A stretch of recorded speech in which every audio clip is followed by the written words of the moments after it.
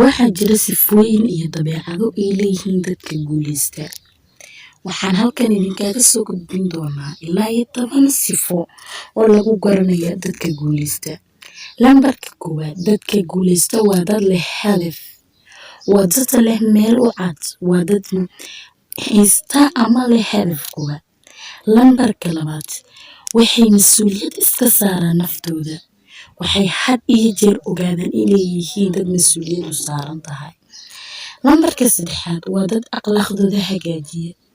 Waa dad ilaaliya la dhaqanka bulshada. Waa dad mar waliba og xishmada ay ku leeyihiin bulshada. Lambarka 4, waa dad ka shaqeeya horumarkooda. Waa dad mar walba isku daya inay is-horumariyaan. Lambarka 5, waa dad mar walba aqriya wax badan, sababtoo aqrinta waxay kobcinaysaa maskaxdaada waxayna kugu dhiirigelinaysaa inaad guuleysto.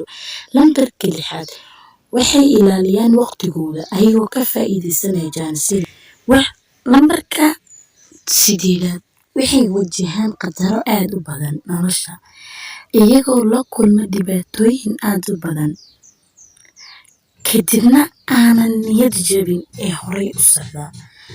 Lambarka 8 ayaa ah markii ay fashilmaan ma niyad jabaan, waxay isku dayaan inay horay u socdaan. Lambarka 9, waxay jecel yihiin inay sameeyaan waxa ay rabaan noloshooda. Waxay naftooda u oggolaadaan inay sameyso wax allaala waxay doonayso. Lambarka 10 ee ugu dambeysa, waxay isku dayaan mar waliba inay ku guuleystaan wax allaala waxay rabaan, inay horumariyaan noloshooda, ku horumariyaan inay guuleystaan. Fadlan muuqaalka hadaa ka heshay like saar, subscribe saar, gambaleelka riix, sidoo kale asxaabtaada la wadaag. Waad ku mahadsantahay daawashada muuqaalka.